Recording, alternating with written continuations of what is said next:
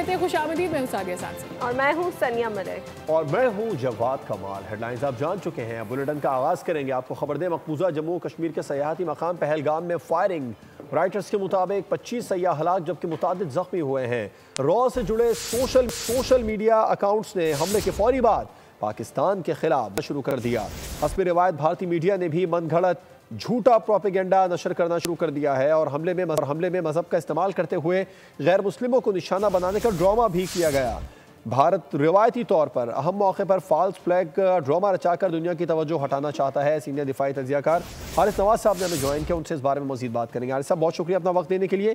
किस तरह देखते हैं आप रॉ से जुड़े सोशल मीडिया अकाउंट्स पाकिस्तान के खिलाफ मनगढ़ंत प्रोपेगेंडा कर रहे हैं, वही भारत की पुरानी हठधर्मी?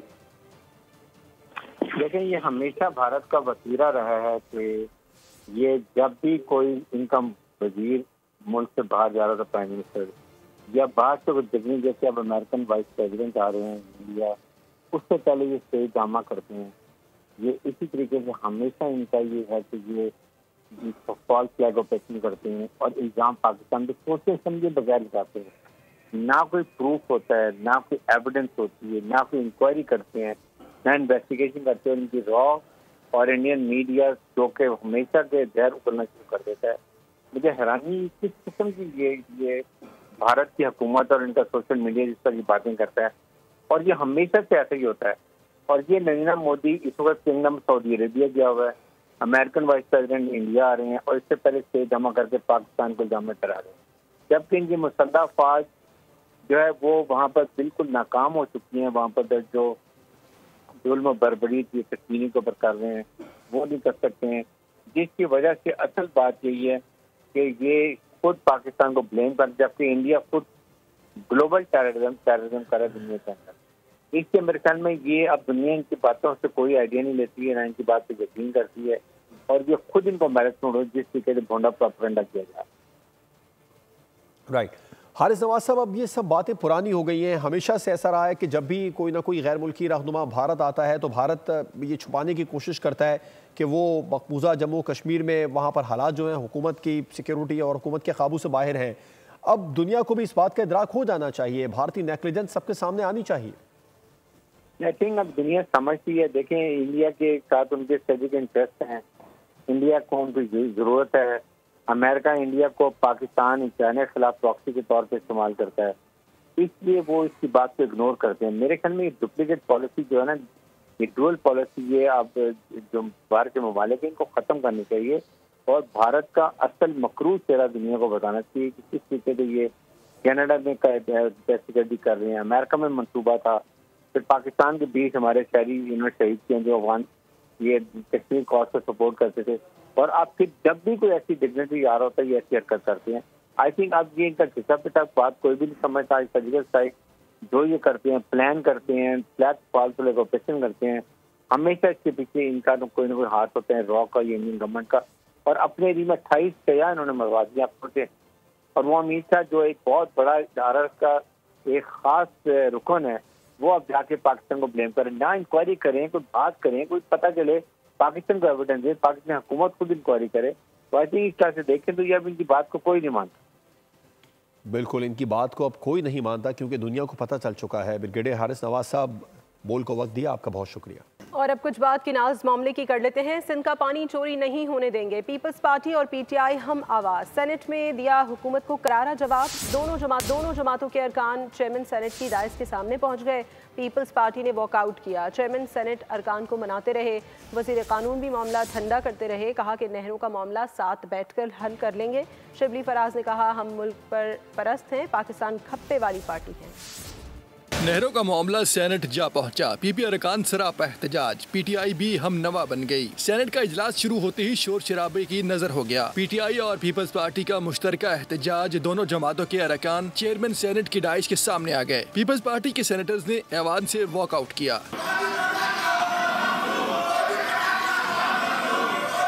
नाबे चेयरमैन, अगर इन्होंने ये तर्ज सियासत रखना है तो उसका तो जवाब नहीं है। कोरम की निशानदही पर सेनेट का इजलास 2 बार मुलतवी करना पड़ा। नहरों के मामले पर वजीर कानून अरकान को ठंडा करते रहे, कहा कि अहम मसला है, बातचीत जारी है, किसी चीज को बिल्डोज नहीं होने देंगे, मामला इफहाम तफहीम से हल करेंगे। इश्यूज़ के ऊपर वज़ीर-ए-आज़म पाकिस्तान की ख़ुसूसी हदायत पे ऑलरेडी ये मामला जो है वो हमने अपने इत्तेहादी जमातों के साथ बिलखसूस पाकिस्तान पीपल्स पार्टी और सिंध हुकूमत के साथ टेकअप किया हुआ है कि ये जो सारा मामला है इसे आइन और कानून के मुताबिक हल किया जाएगा। वज़ीर कानून के खिताब पर अपोजिशन अरकान जुमले कसते रहे। नुक्ता एतराज़ पर वक्त न मिलने पर अपोजिशन ने एहतजाज किया। कायदे हिज़्ब इख्तिलाफ शिबली फराज ने कहा, सिंध के अवाम के हकूक की जंग लड़ना चाहते हैं। हम मुल्क परस्त हैं, पाकिस्तान खपे वाली पार्टी है। शिबली फराज ने खैबर पख्तूनख्वा में भी सेनेट इंतखाब कराने का मुतालबा किया। सिंध के अवाम इस बात पे सख्त नाला हैं। पाकिस्तान पीपल्स पार्टी है, उसका जो स्टांस रहा है इस इशू के बारे में वो बड़ा कंट्रडिक्टरी है और बड़ा मुनाफिकाना है। हमें परवाह है सिंध के अवाम की। ये हाउस एक रेजोल्यूशन पास करे कि वहाँ जल्द अज जल्द इंतखाबात होने चाहिए। जमीयत उलमा इस्लाम और ANP के सेनेटर्स भी एहतजाज में शरीक हुए। अपोजिशन अरकान ने पानी पर डाका नामंजूर के नारे भी लगाए। वज़ीर आला सिंध का किसी कीमत पर नहरों का मंसूबा ना बनने देने का ऐलान। नहरों के मसले पर बात हमारे हाथ से निकली तो दमादम मस्त कलंदर होगा। हर गारंटी देने के लिए तैयार हूँ कि सिंध हुकूमत और पीपल्स पार्टी आवाम की ताकत से नहरों का मंसूबा बनने नहीं देगी। कनाल मंसूबे के खिलाफ एहतजाज करना सिंध का हक है। हम चाहते हैं कि कनाल्स के इशू पर हम सब मुत्तहद रहें। वज़ीर आज़म को भी नहरों के मामले पर नताइज की संगीनी का अंदाज़ा है। हम समझे कि बात हमारे हाथ से निकल गई है तो फिर तो हम भी कॉज ज़रूर करें। वही कॉज है जो मेरा कॉज है, जो सिंध के लोगों का कॉज है। हम चाहते हैं कि इस कैनाल के मामले पे सब साथ रहे, इकट्ठे रहे।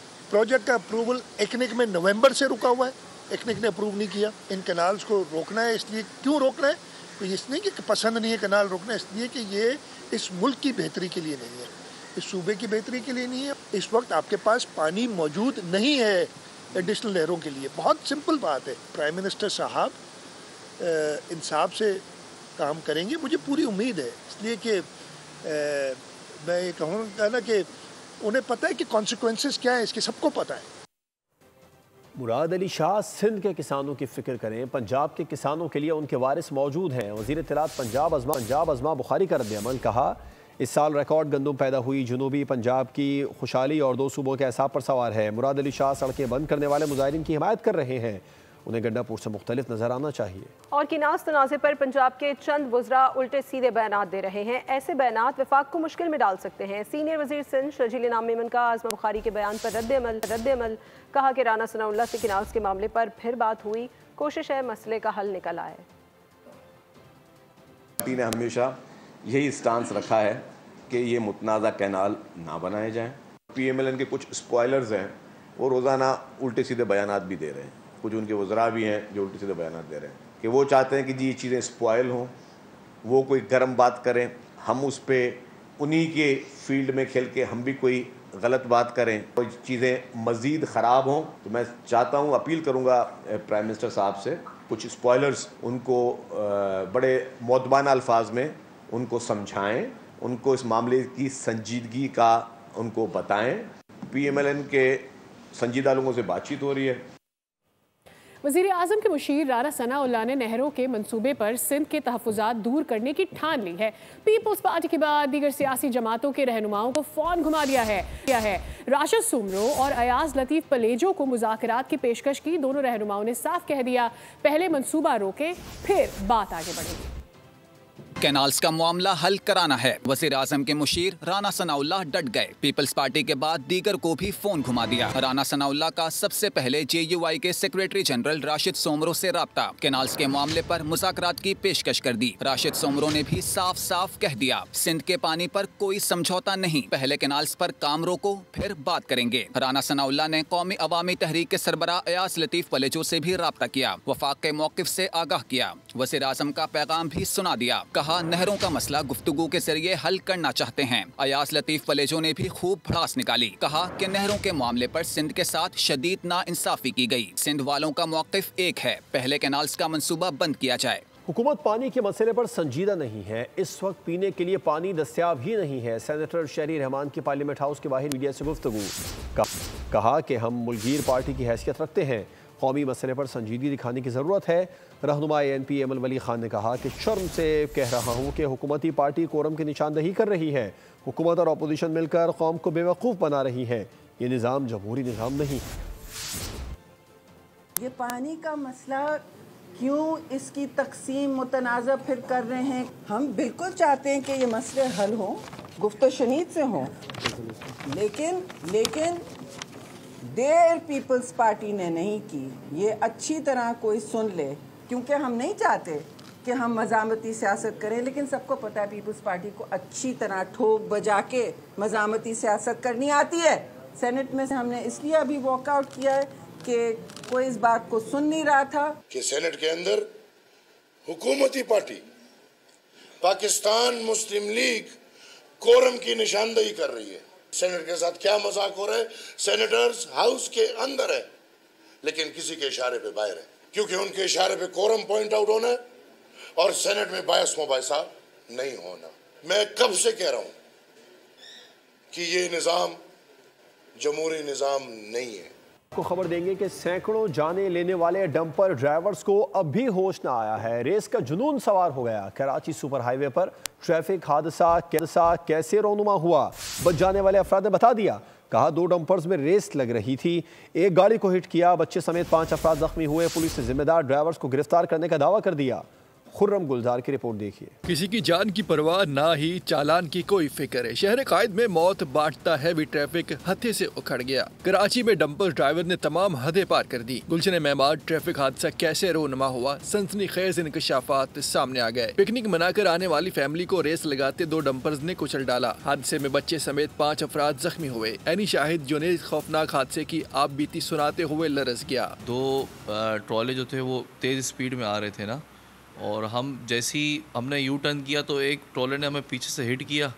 पीछे से हिट करने के बाद हमें याद नहीं क्या हुआ, फिर सामने से एक और ट्रक आ रहा था तेज़ स्पीड में, तकरीबन 100 की स्पीड होगी उसकी, और उसने हमारे को इंजन की तरफ से इतनी ज़ोर से हिट किया तो फिर हम बेहोश हो गए। फिर हमें नहीं याद किया क्या हुआ और क्या नहीं हुआ।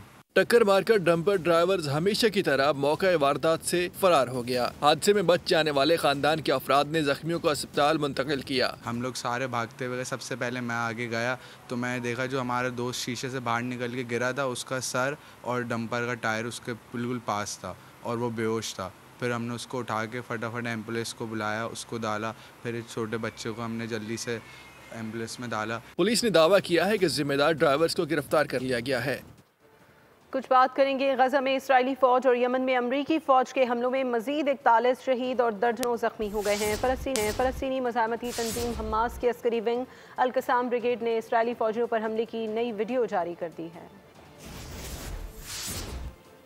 जिक्र करते हैं मैचेस का। PSL मैच में मुल्तान सुल्तान्स का लाहौर कलंदर्स को 200 रन्स का टारगेट। इनिंग्स की इब्तिदा में मुल्तान सुल्तान के ओपनर यासिर खान और मोहम्मद रिजवान का हरीफ बॉलर्स पर लाठीचार्ज, चौकों छक्कों की बारिश कर दी।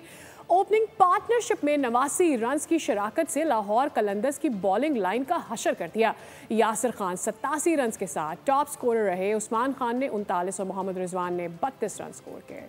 खबर के साथ ही बुलेटिन भी अपने इख्तिताम को पहुंचा। मज़ीद किसी भी खबर की डिटेल के लिए विजिट कीजिए हमारी वेबसाइट bolnews.com और देखते रहिए बोल।